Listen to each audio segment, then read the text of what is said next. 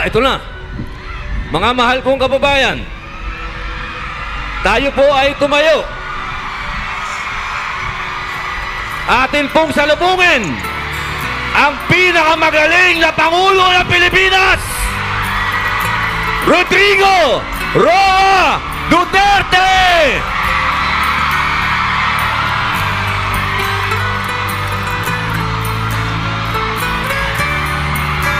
Duterte!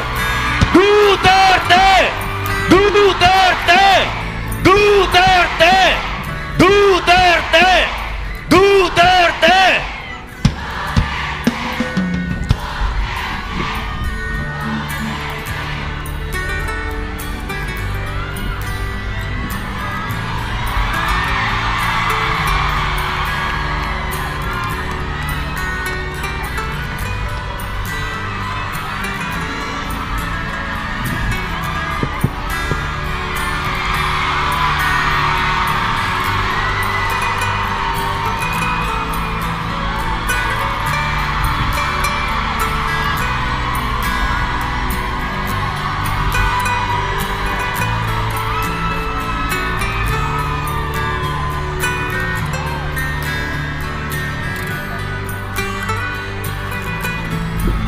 Magandang hapon ho sa inyong lahat.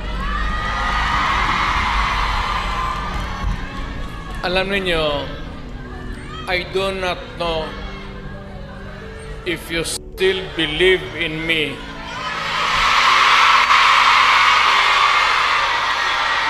Pero nakatingin ako sa inyo. Anak ko,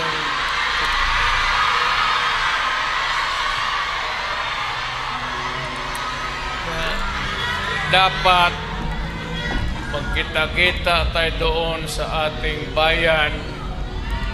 Kaya lang sa sitwasyon natin ngayon, kailangan talaga pumunta tayo sa ibang bayan maghanap buhay. Pero sa akin, the fact that malayo kayo sa pamilya ninyo,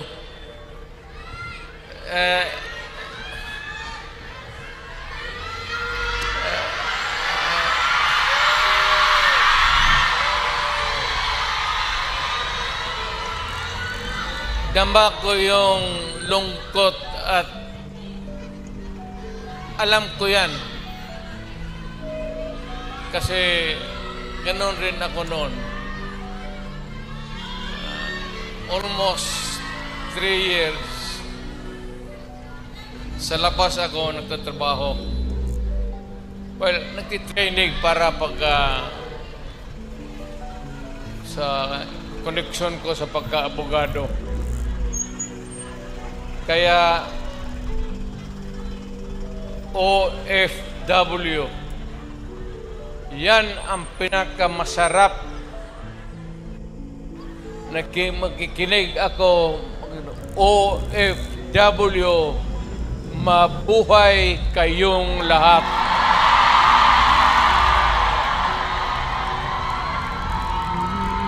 At ang mundo dapat magpasalamat na merong mga Pilipino na magpunta dito sa kanila, sa ibang bayan, para magtrabaho para sa kanila at para sa atin, makaipon ng pera para sa pamilya natin.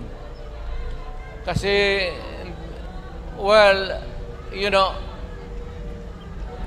it would take about 7 to 10 years bago mawala itong sitwasyon natin na ganito. But in the meantime, that we are not really ready economically to provide opportunities na trabaho para sa lahat, then I said, napipilitan tayo dito maghanap ng trabaho para sa ating mga pamilya. Kaya ako ngayon dito, this is not the first time that I have kaharap ko kayo. Tanggapin na lang natin kung ano ang nasa palad natin at magdasal tayo na yung pagod ninyo ngayon dito ang makinabang ang mga pamilya ninyo at ang mga anak ninyo. Mabuhay kayong OFW. Kaya yung lahat ng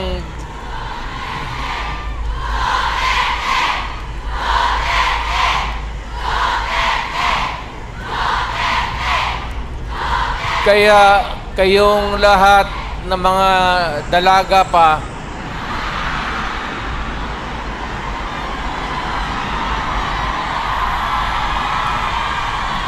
ilan ba kayo? Matagal pa naman ako dito, 1 buwan pa. Pakasalan ko kayong lahat para lumigaya kayo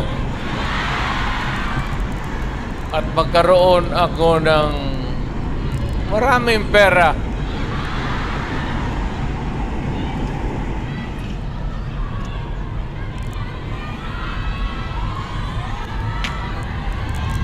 You know, hindi lang ito sa sabihin ninyo. Hindi ako nagbubula, ha? Yung mga taga rito na tumanda na nung nakilala yung pamilya ko.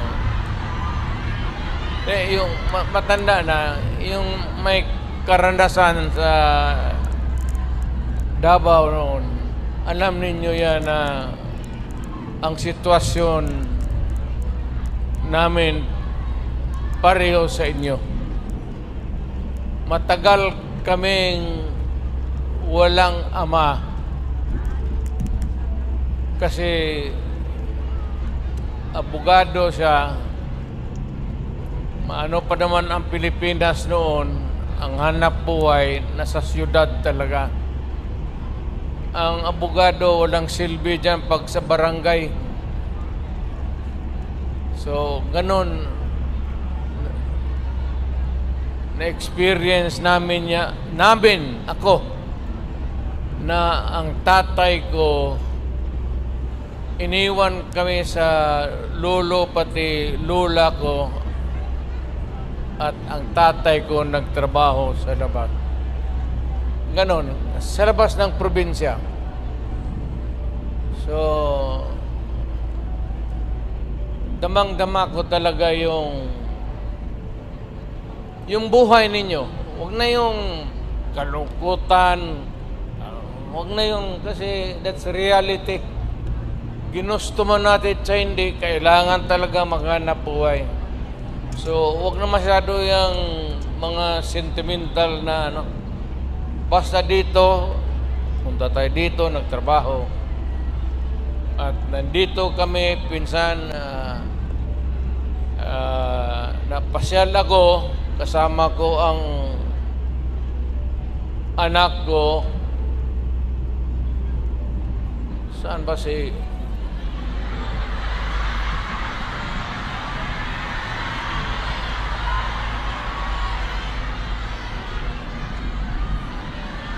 May anak ba ako dito sa labas sa inyo?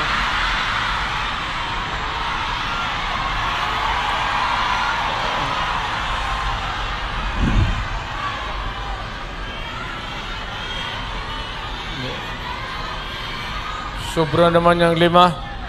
Pagkaalam ko 2.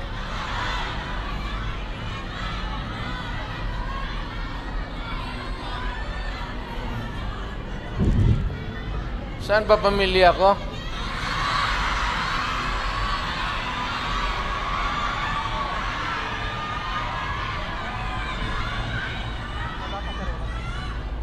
Wala pa si Inday na Kausap, okay na. Ang importante dyan si Inday kasi Inday yung politiko eh. So, mabutit naman. So, anong pag-usapan natin? May pera kayo ibigay? Basket 10 Hong Kong dollars lang. Parang makinakitain dito.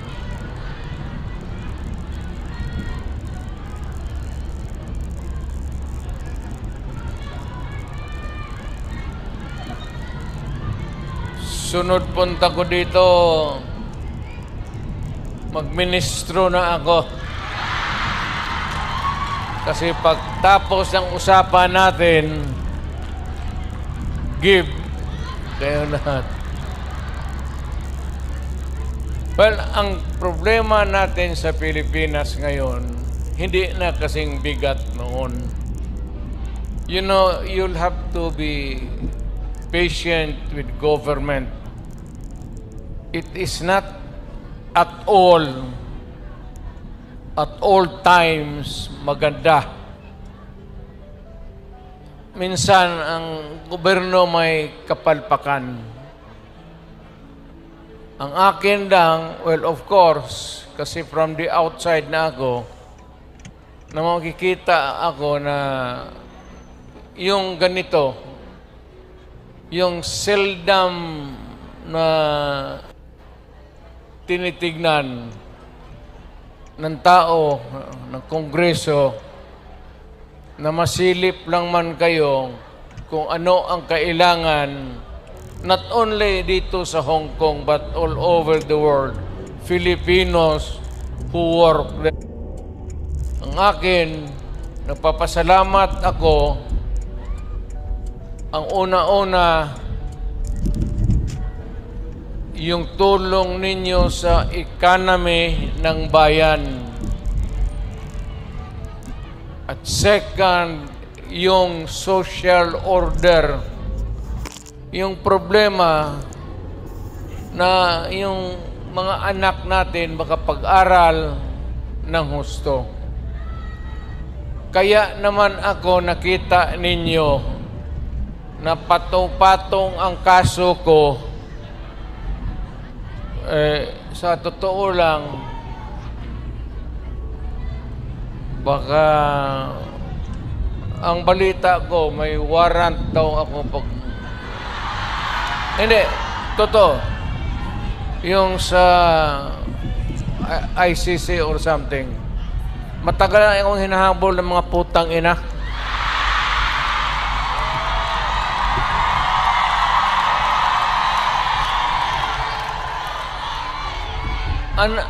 Ano man ang kasalanan ko, na ginawa ko man ang lahat sa panahon ko para may konting katahimikan at mapayapa ang buhay ng Pilipino. Ang problema nito, ewan ko kung ang tingin ng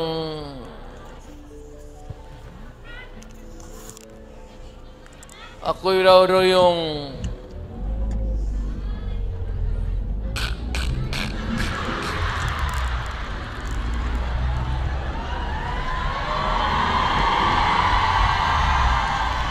o ganito na lang. Ito ganito na lang. O sasabi ko. Assuming na totoo. Totoo talaga yan naririnig ninyo. Bakit ko ginawa yan? Para sa sarili ko? Para sa pamilya ko?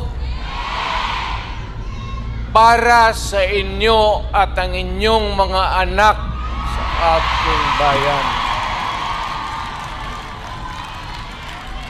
Kaya ako man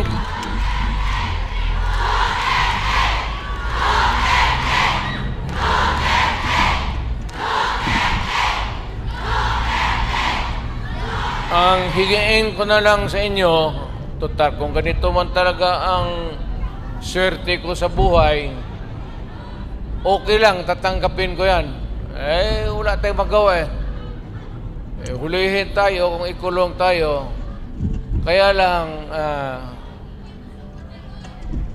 in the meantime, mag-contribute kayo, paski $5, $10, para paglabas ko sa presuhan, pagawaan ninyo akong monumento katabi ni Rizal. Si Rizal may hawak na libro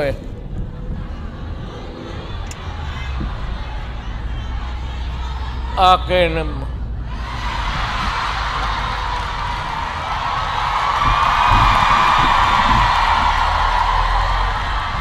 Kaya bakit?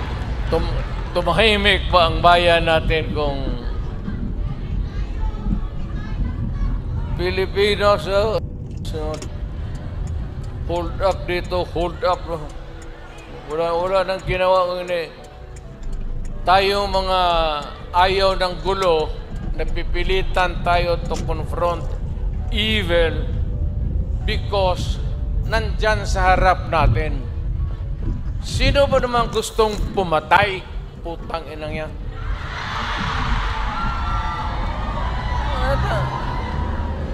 Bakit ako why would I waste my time? Binila, pumapatayan si Duterte, lumalabas ng gabi, ganon. Anso, sino ba naman gusto maging security guard? Na ang kinuha ko, law. But, siguro sa trabaho, alam mo sa gabi, dyan rin lumalabas yung mga masasamang tao. At dyan rin lumalabas yung nakakatakot na magandang babae sa buong bayan.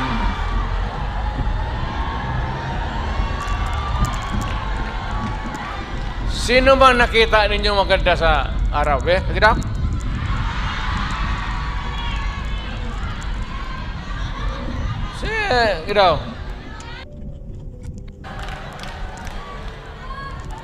Hindi. Ano na tayo? Seriously now. No, our country is not yet that well off. I'm very sorry na nakikita tayo dito at kayong napunta dito sa loob kasi sa labas mga Pilipino rin naghihintay doon. So, sino may-ari itong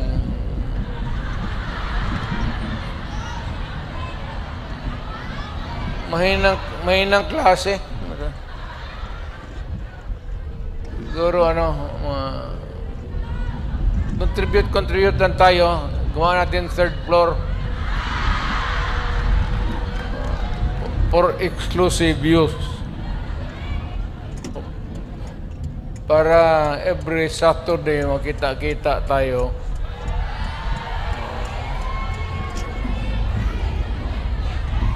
Naman.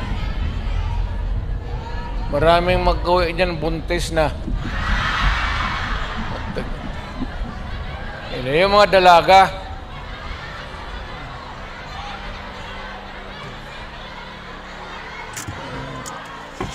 Mahirap kaya walang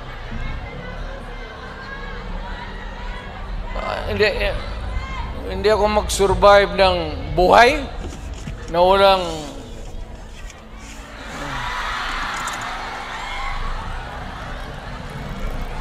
dito pa. Nandiyan ba asawa ko?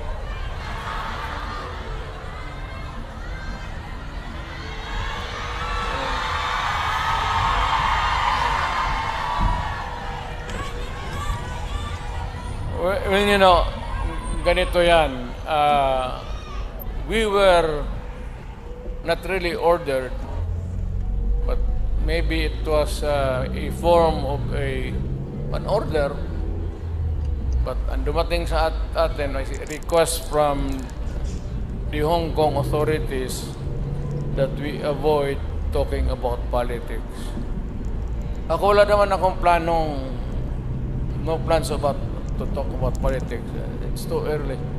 I will talk about it sa Pilipinas. Doon na lang kayo makinig. I'm not trying to na kayo you vote for one. I leave it up to you to decide for your own kung ano talaga ang mabuti para sa bayan. Pero kung ano kayo, if you have to listen to some advice, maybe you can consider the advice ng former president. An advice that is only good for the country. I am not talking about any candidate, but the interest of the Philippines.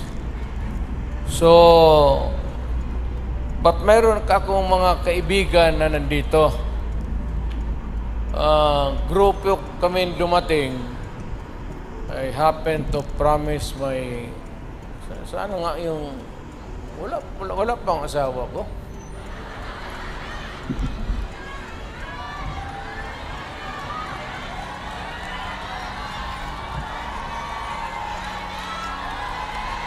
Wala ah.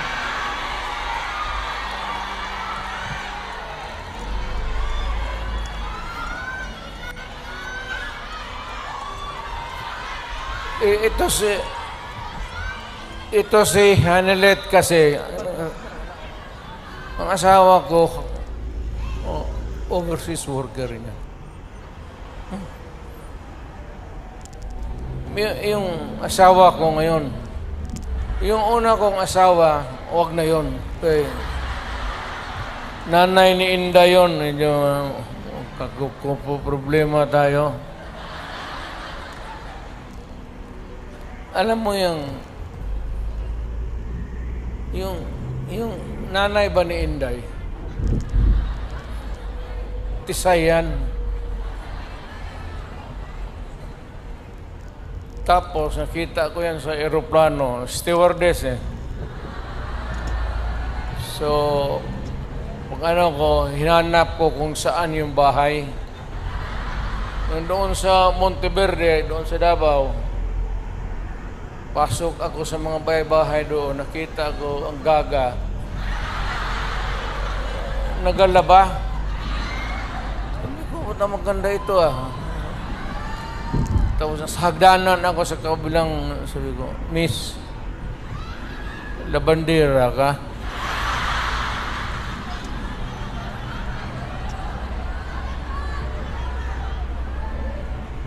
Ewan ko kung sino taga-Davao dito.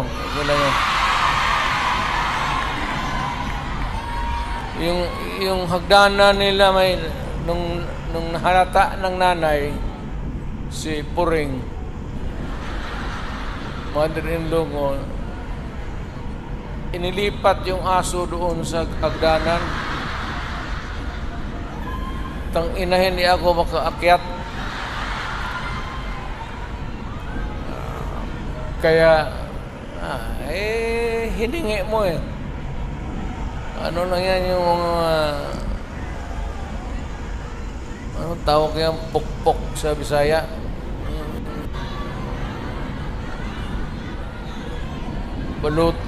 Balutin mo ng karne, tapon mo doon. 2 araw, ang aso nila 2 aso lang ako na.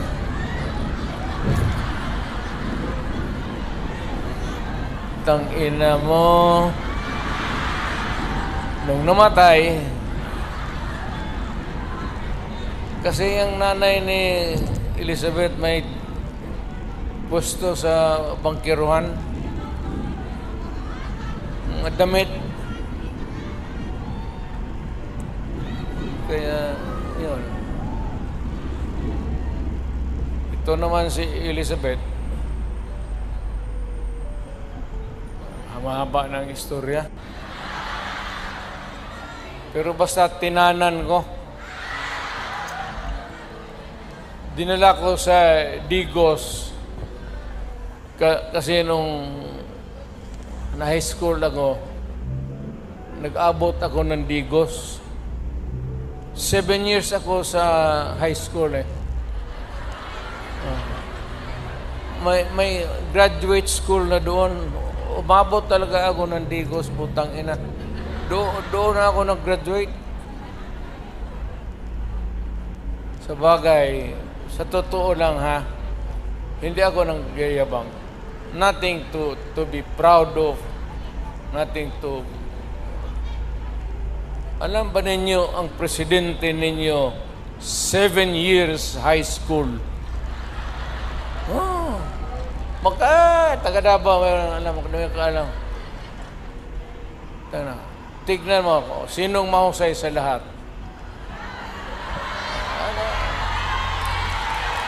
Kasi nag-aral ako ng matagal sa high school talaga.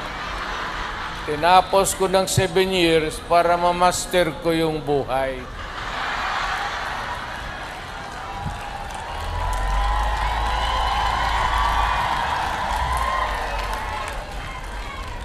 Ngayon, noon nagpunta ako dito, punta kami ng pamilya, naman kaming kilala. Ngayon, magpasok ako sa harap ninyo, mayabang na. Mga kababayan, ano bang sunod ang gagawin natin?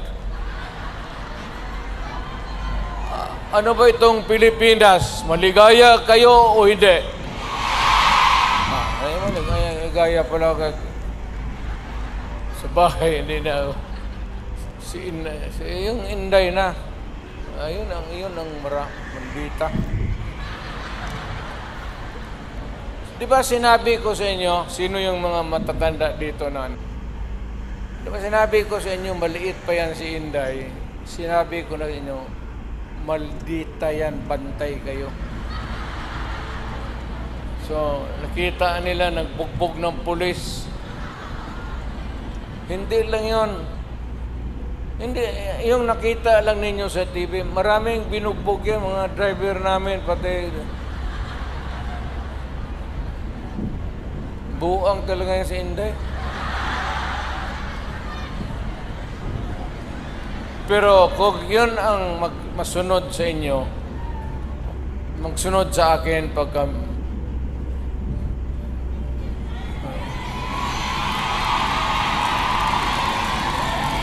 maswerte kayo kung yan ang magsunod sa akin. Kasi malapit na tayo talaga sa gira. Mamili kayo ng kalaban. Hindi, mano yan si Inday.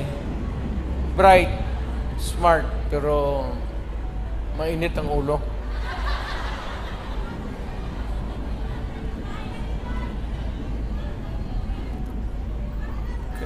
Hindi na ako magtagal kasi ang pinunta namin dito, magpakilala naman. Sabihin ko lang yung mga pangalan, tandaan lang ninyo. Si attorney, si lawyer, Jimmy Bundok. Ayan, nandito pala eh. Then we have General Philippine Constabulary ito, PBC. General Ronald Bato de la Rosa.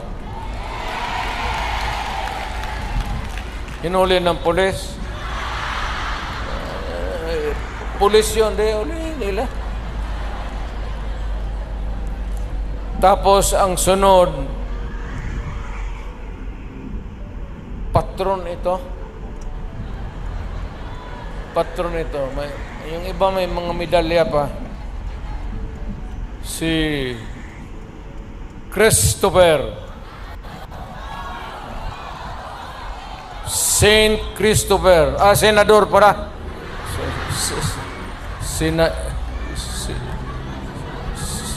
Senador Christopher Lawrence Bongo.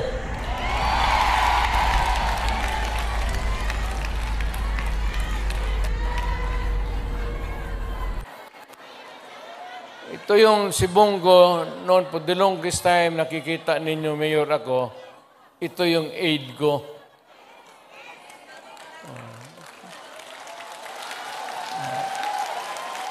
My first aide was a military man. Si Lieutenant,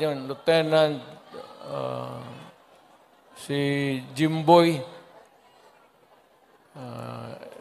kabarkada niya, namatay.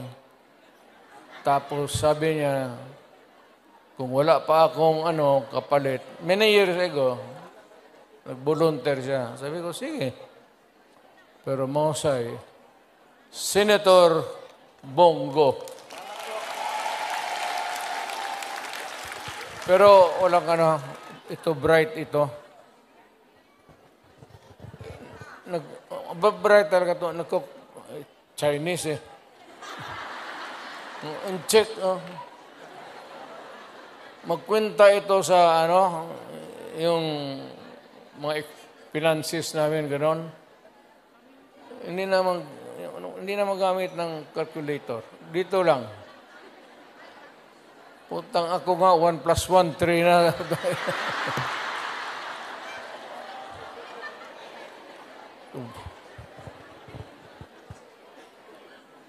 Tapos may isa to.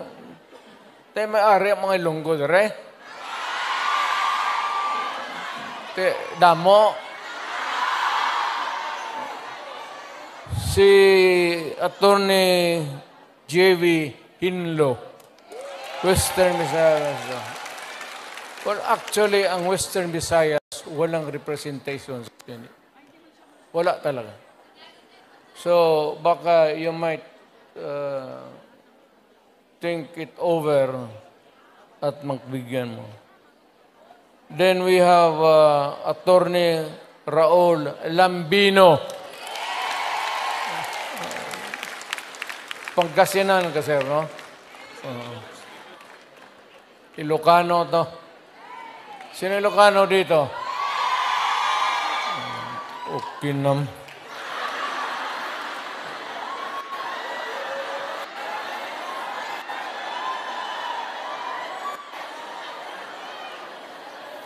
Ang sunod si Rodante Marcoleta. Is a very decent man.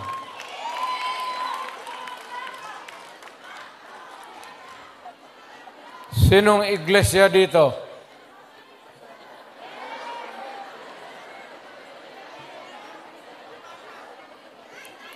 Kandidato natin yan, ha?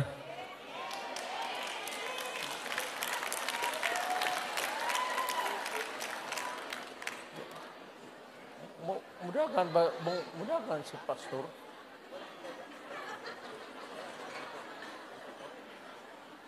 Kibuloy, mudahan. Si Pastor Kibuloy, Mayor, nasa study dito. So, kung hindi mo siya dito sa ating sunod yan study dito. Puro mudahan siya. Si Pastor Kibuloy. Andito pala. Hindi ko alam yan, ha? Honestly. Tatakbo pala. Baka naglakad ito kasi hanggang ngayon wala pa. Di ba siya yung kaharap ninyo palagi? Pastor Apollo Kibuloy.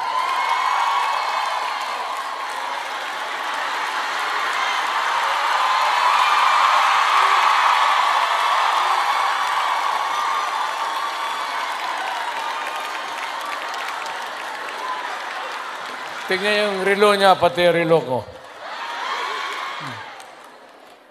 Pareho.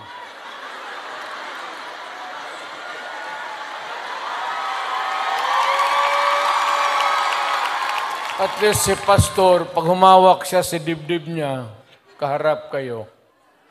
yung pag-ibig niya yan para sa lahat. Kami naman, kung maglugod, tapos nakatingin ng magandang babae,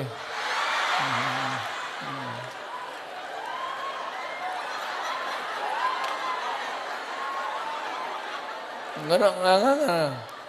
Pero yung mga gano'n na, I'm proud to meet you, mga gano'n na style. Pero yung mga gano'n, tapos, huwag yan.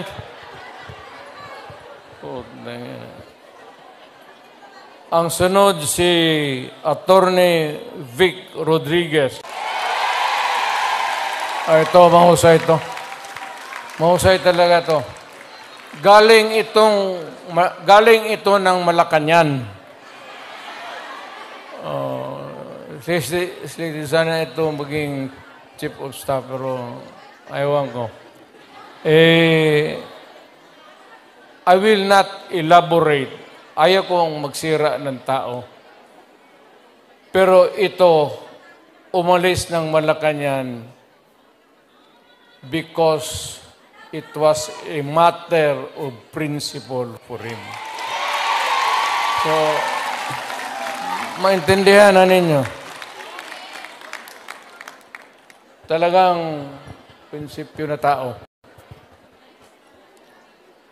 So, itong isa,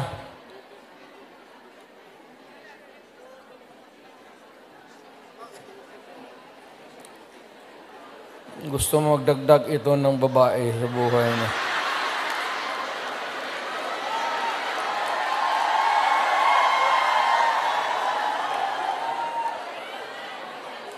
Itong magdagdag ito ng mga 3 pa, kulang ang sweldo nito.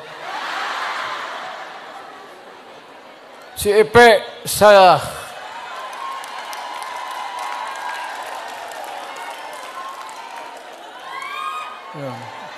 kita mo?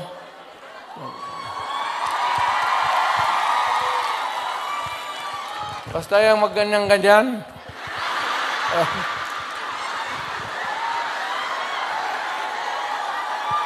Style bulok.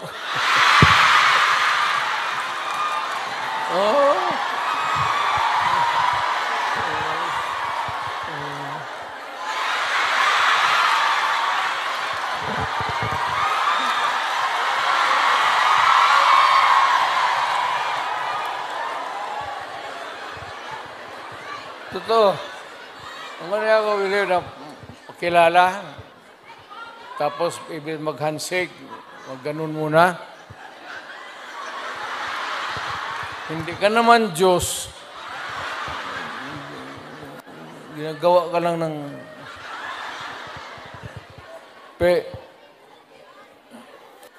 ibahin mo. Ibahin mo na yung style mo. Bulok na yan.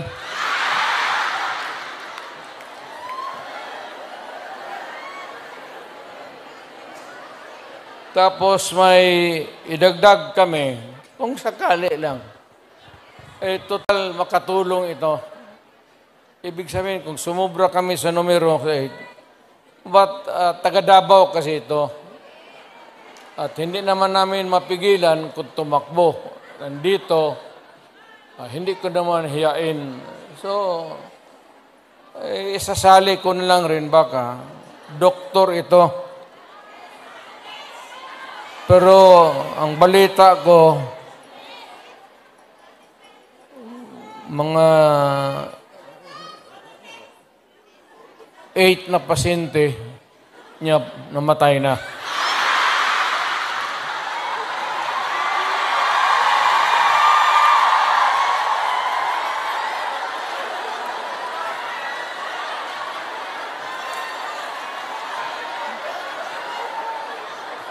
Either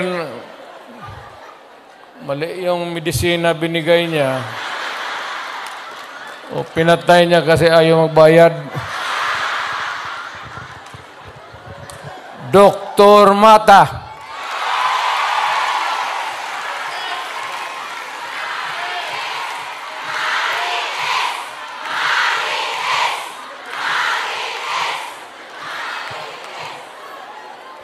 Kumpiyansa kayo niya. Sa totoo lang, sa lahat na mahiya lang ako sa lahat na binasa ko, at least tatlo ang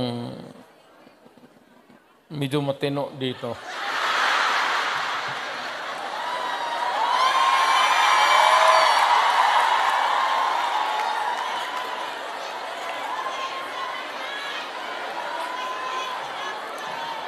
Ang hindi ko talaga masiguro itong si Bungo. Hindi, mababait ito sila lahat. I mean, mga kapatid, I will not, hindi ako ng muka. Time na.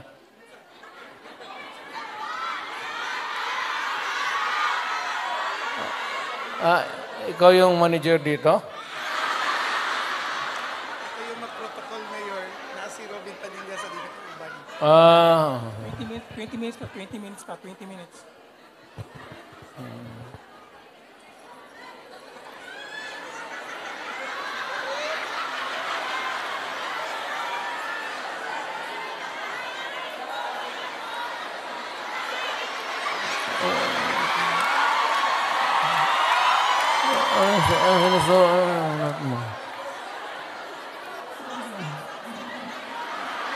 Buntis ka?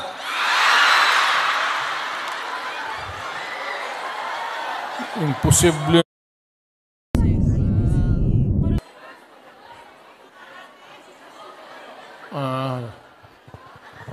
Kala ko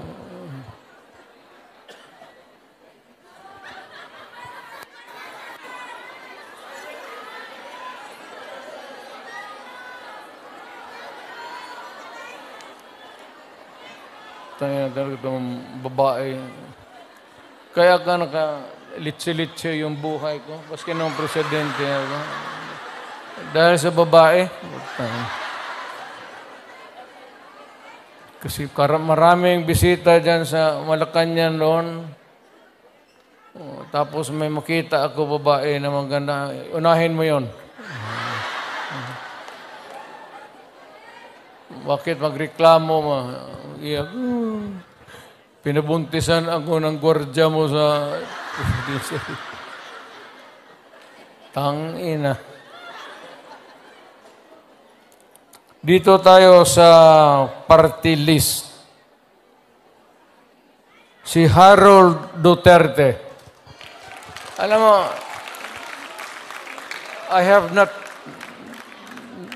hindi ko na nakilala itong nandito ba? Hindi ko talaga nakilala ito.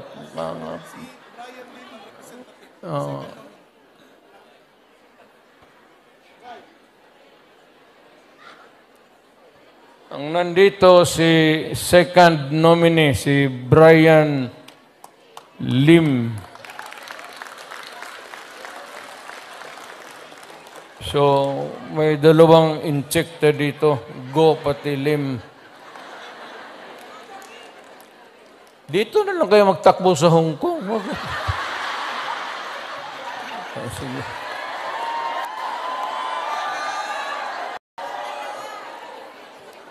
Then pangatlo si Johnny Toleran. Walang sinabi, walang binatbat, o wala?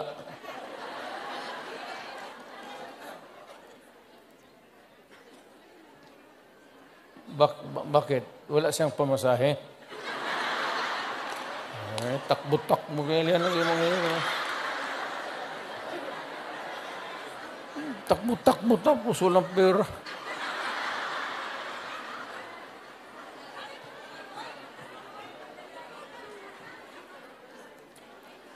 Ano pa ba? Ano pa ba ang... seriously now, ano pa ba ang dapat ninyong malaman? Well, one is that we're trying really to improve the governance of the country to help. Lalo na kayo who are here working, sending the remittances, the money, to make your family stronger. I would encourage you to, number one, pray to God that you will persevere. Hindi naman tiis, pero yung mag-persevere ka sa trabaho ninyo. Kasi pag ako, kung hindi na mayor, mag-apply na rin ako dito sa Hong Kong. Hindi man ako maghiya magtrabaho ng bagahe, kaya wala mang kilala sa akin. Just pray to God and rest assured that we are doing everything we can to really improve our country.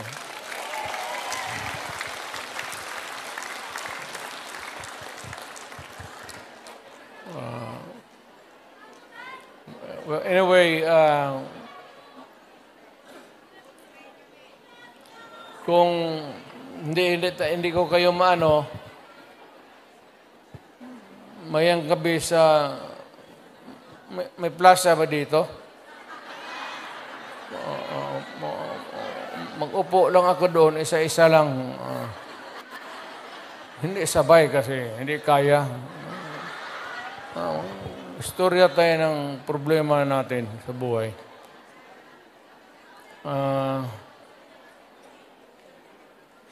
Ano ba problema ninyo?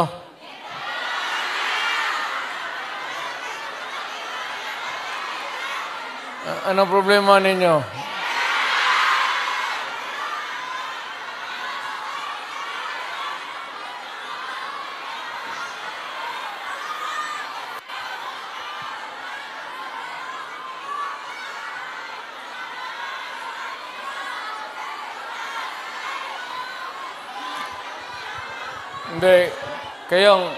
Hindi ako nagbibiro ha, hindi ako nagpapatawa.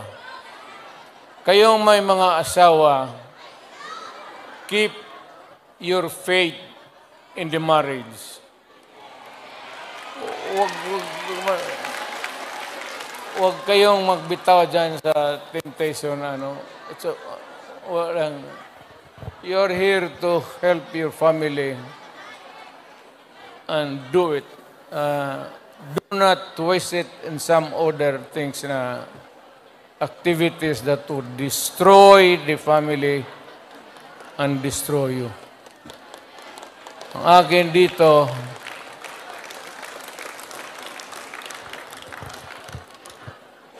dito, punta lang ako from time to time. Pero kung kailangan talaga ninyo, hindi ako nagbiro ha.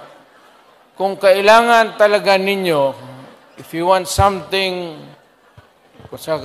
brought to the attention of the authorities here in Hong Kong, whatever it is, problem, makausap natin, I am willing to do it. Malapit lang naman, it's 1 hour 30. Hong Kong and Davao City are equidistant. 1 hour 30 minutes lang rin ang... So, I can come. Kung ano lang, huwag kayo pabigla-bigla. Huwag kayo mapabigla-bigla. Kung hindi mo kaya, sino bang... Yung leader ninyo. Kung hindi ninyo kaya, baski ano klase yung problema. Kung hindi na ninyo kaya, tawagan ninyo ako. Kung may problema ka sa asawa ninyo, iwan, putulin natin yung utin ng butang inang.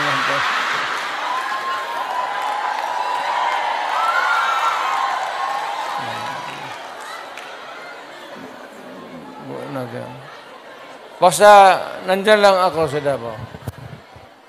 Matagal ako nagserbisyo. I started as a prosecutor. I was doing trial work in court. Then vice mayor, mayor for the longest time. Alam ko ang... basta alam ko. Okay na to.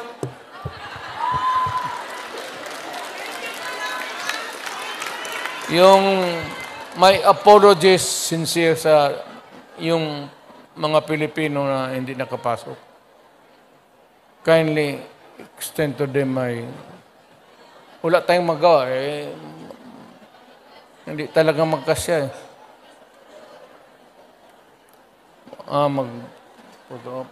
Sige. Saan ako magtindig?